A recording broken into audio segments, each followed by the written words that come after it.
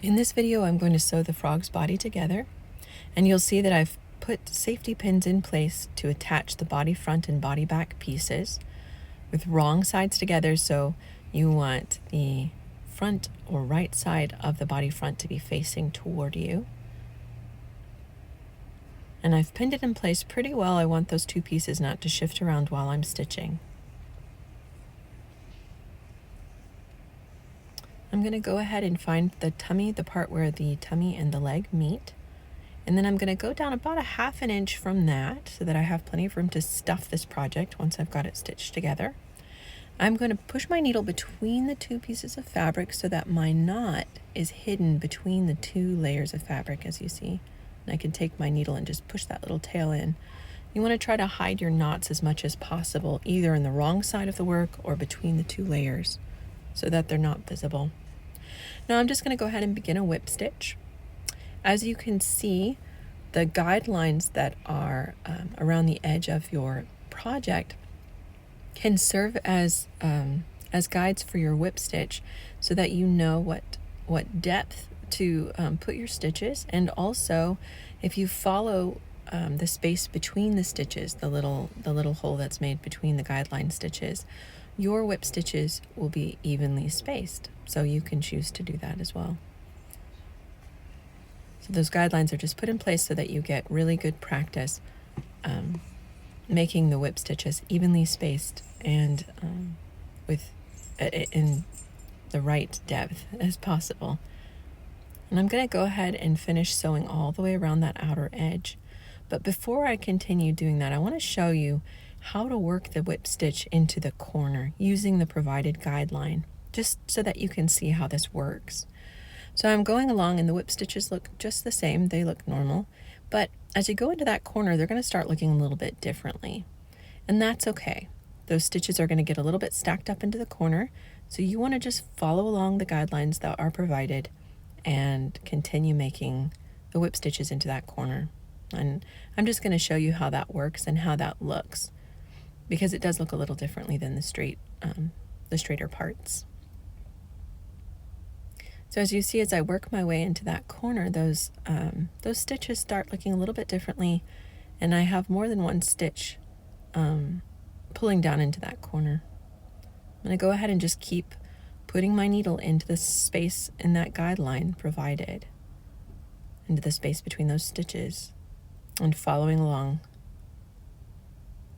And as I do that, my stitches really do, they keep on being evenly spaced, and then that corner gets stitched out.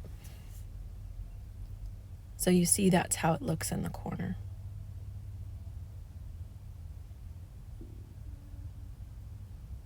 The frog is really great practice for stitching around corners and edges with the whip stitch, keeping those stitches neat and even.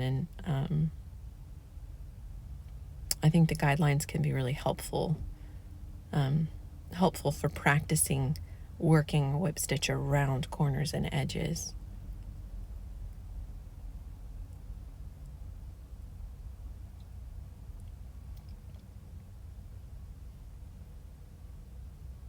You can see how it looks as I'm going along, and I just continue putting my needle in the little gap between the two stitches of the guideline, right into the next one and the next one and the next one.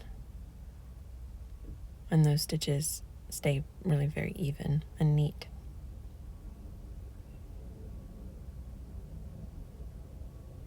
It's the same as I'm going around this sort of curved edge, going the other way. It's curving out instead of kind of curving into a corner. And you can see how the stitches do get spaced a little differently as you go around that rounded edge, but they stay really neat and very even looking.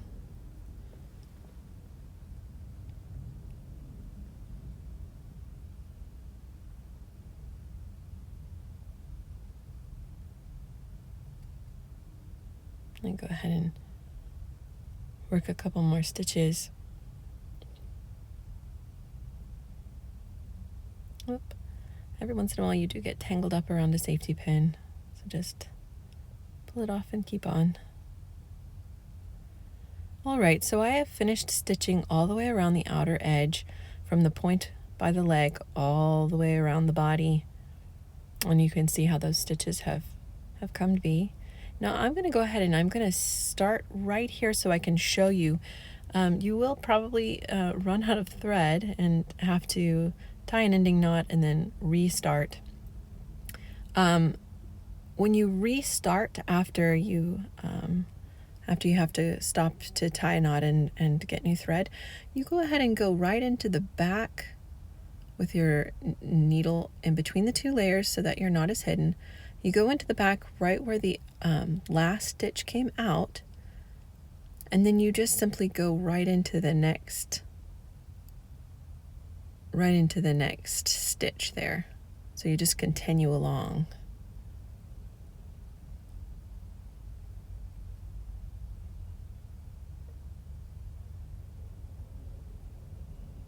And I'll show you at the end of this video how you make a knot to end the whip stitch as well. If you need more help with the whip stitch, I do have a whole playlist on the Joyful Elephant channel with just basic hand sewing instructions, and there is a video there on the whip stitch.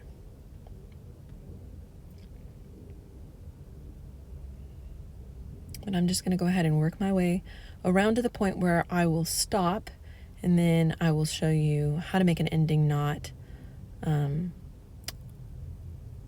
and hide the tail. We're working our way around right there to the side. We're leaving that space open on the side so that we can stuff our project. That's where we'll push the stuffing through.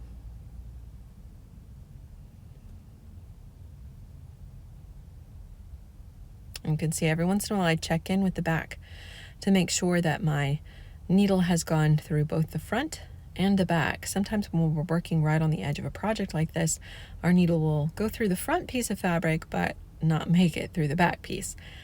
Also, it's occasionally you get a knot or a little something that you need to correct on the back side of the work. So it's good just to check in occasionally to see how the back is looking. All right, now I've gotten to the point where I want to go ahead and stop. I just want to go past where the armpit there is. And I'm going to make an ending knot. So when you make an ending knot, you're going to go ahead and make just like you were going to make a stitch, only instead of pushing the stitch,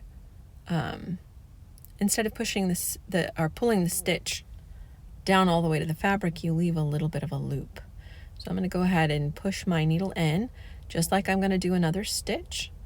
And then instead of pulling it all the way through, I'm going to leave a little loop at the top. I'm going to push my needle through that loop once and twice. And then I'm going to just sort of tug it tight up at the top so that my little knot's up at the top. Now for stuffies, and especially at this point where you're going to be stuffing it, I'm going to go ahead and put a second knot just for sturdiness. So I made a loop and ran my needle through twice. And now I want to take and I want to bury that tail because I don't want to just clip it off and leave the tail hanging outside of the work. So I'm going to push my needle between the two layers of fabric. I have not pushed it out on the front side of the fabric.